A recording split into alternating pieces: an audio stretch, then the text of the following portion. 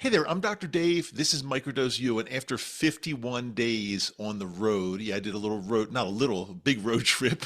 I'm back. If you're watching this on YouTube right now, you can see that I'm back in my home studio. It feels weird. I'm glad to be back home after traveling in my car for 51 days across the United States. But you know, I already missed the road, and I think I'm going to go back, and we'll talk later about that. But for today, I've got some really important stuff for you.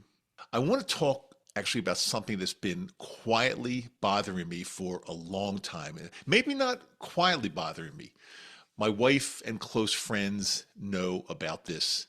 They know this about me, actually. I'm wondering if I'm the only one who feels this way. Okay, let's set this up. Here's what happens. I pull into a hotel or a restaurant looking forward to a smooth, peaceful check in or a nice, quiet meal.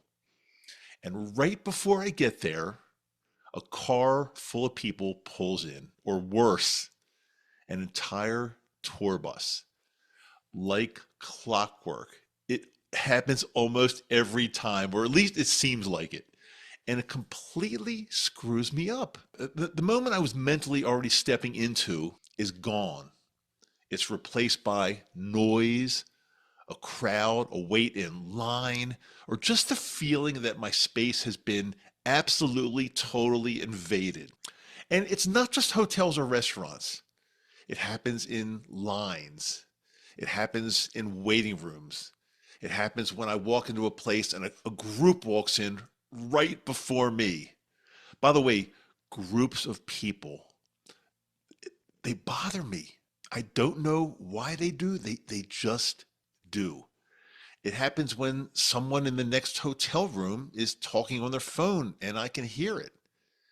I feel it in my chest. My system gets really tight. It's like I'm bracing for something. The discomfort is real. I've come to understand this is a form of situational anxiety. It's not panic. It's not a fear of people, but it's a very specific kind of unease that shows up in certain moments, moments where I lose control of the environment or when something unexpected throws off the rhythm I had in my mind. It's a kind of tension that creeps in during what should be a simple, everyday situation. A crowd walks in before me. A long line forms just as I arrive. I'm seated near a table that just feels off. It's the anticipation that hits me hardest. I'm already uncomfortable before anything even happens. And what I'm learning is this is my nervous system. It's just doing what it's supposed to be doing. It thinks it's being helpful. It's scanning ahead, predicting discomfort, and trying to protect me. But it ends up creating the experience that I don't want. And here's the part that really makes me stop and think. I've been microdosing, as you know, for over 4 years. Psilocybin has changed my life. My anxiety and depression are completely gone. Gone. It's been one of the most powerful tools I've ever discovered in my entire life. So you think this would be gone too, this situational anxiety with crowds of people and lines. You think that would have been wiped out along the way, but it hasn't been, at least not fully. This piece still lingers, and I'm being honest about it today because I know I'm most likely not alone. I think this is probably next layer stuff. It's the next place to go deeper. And I'm ready to start working on it. I'm ready to start right now because I've had enough of letting these moments steal my peace. From here forward, I want to bring calm into these situations instead of hoping the outside world will just hand it to me. I want to show up grounded, no matter who's ahead of me in line, no matter how long that line is. But I'm not sure if it's possible. Just to let you know what I'm talking about, I want to share a story that happened to me and my wife probably about 6 months ago. As you know, I live in Salt Lake City, Utah. We have 5 national parks here in Utah. We love national parks, and we even try to go when we can. off season, so the crowds are usually not tremendous. But I remember about 6 months ago, we were at Bryce Canyon, and there's a favorite lunch place we have there. It's like a little buffet. It's just kind of really cool. It's not fancy, it's not special. We just love it. And so we went into this buffet and we started eating, and everything was fine. And then about 10 or 15 minutes later, this, I don't even know how to describe it, a tremendous tour bus pulls up. And I'm not kidding you when I say probably in the order of about 80 to 100 people came off this tour bus and got in line at the buffet. And they didn't have a special room for them. They didn't have a special line. They were in the line that everybody else uses. Just picture 80 or 90 people in this line. Now, luckily, we had already gone through the line and we got our food, but I didn't feel for a second that I'd be able to even go back in the line and get seconds if I wanted to, or get some type of dessert or something like that. I felt like we were locked out because of this tour bus that came in.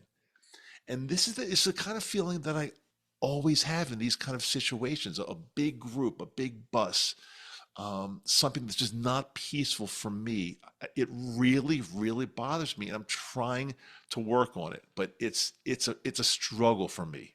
And another thing that always seems to happen, my wife and I alone pull up to a hotel to check in. We got a reservation ready to check in, and right before us, it happens almost 100% of the time. Another car zooms in, pulls up in front, and typically somebody group gets out and they're ahead of us in line, and it takes forever. So this is me. I know it's a struggle for me. I know it's something that I've got to get over, and it's something that I absolutely am going to be working on. Since the magic mushrooms, the psilocybin has helped my anxiety and depression pretty much go to zero. But it's different. It's a situational anxiety. Like, I'm not anxious on a regular basis anymore, but in certain situations, yes, I get very uncomfortable.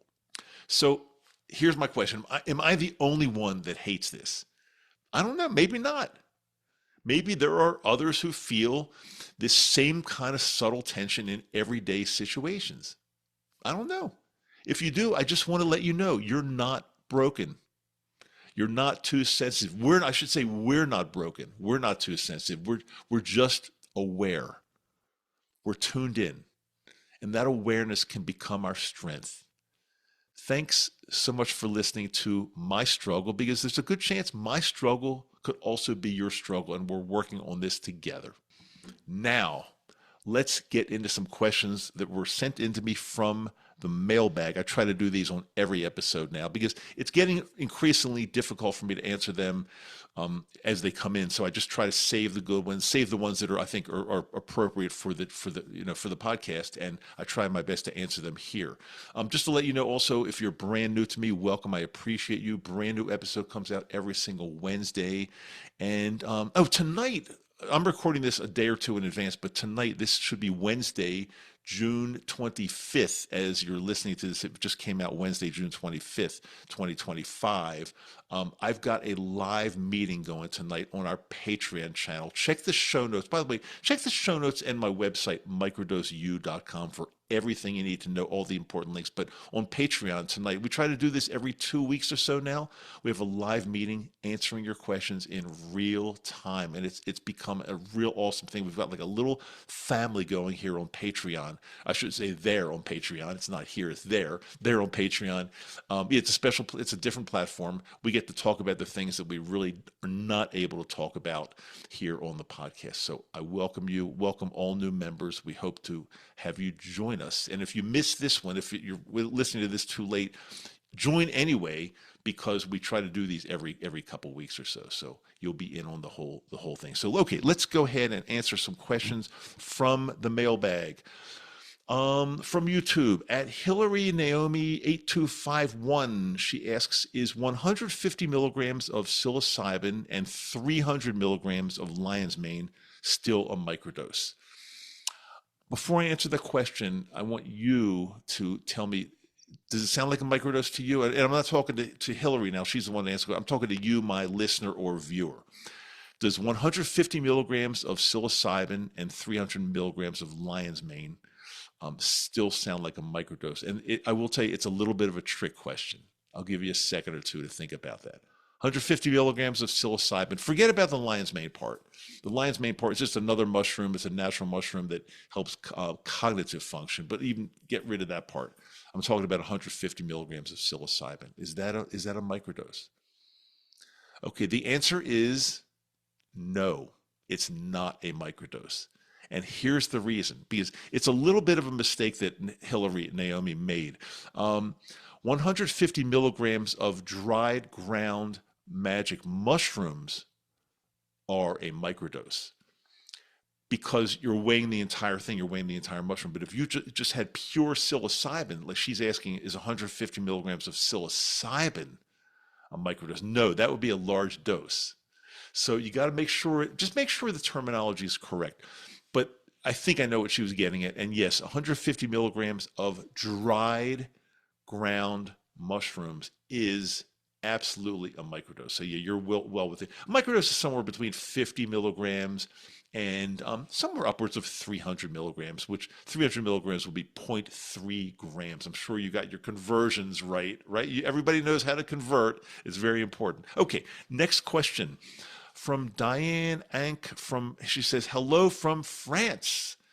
Can my 65-year-old mother with type 2 diabetes and hypertension safely microdose fresh truffles? So let me back up for a second. In Europe, it seems like truffles are more common than magic mushrooms. It's just it's another fungus, but it's different than a mushroom. A truffle is a little bit different than a mushroom, but anyway, let's pretend they're the same because the dosages will be different. But let's pretend they're the same because they both contain psilocybin.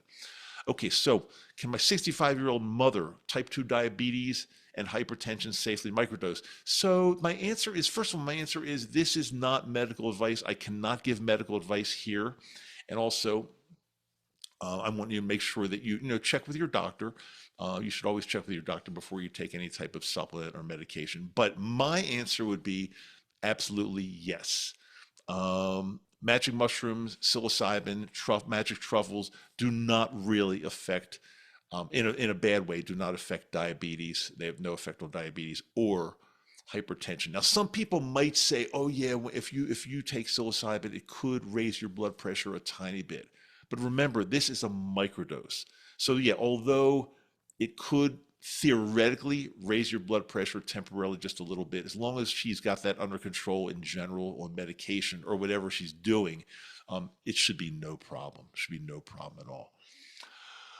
And thanks from France. Thanks for listening from France or listening or viewing. I really, really appreciate that. Rylan McFadden J6R asks, hey man, I took my microdose to one of your videos. I just wanted to say thank you for the guidance. You're a great dude and I respect the work.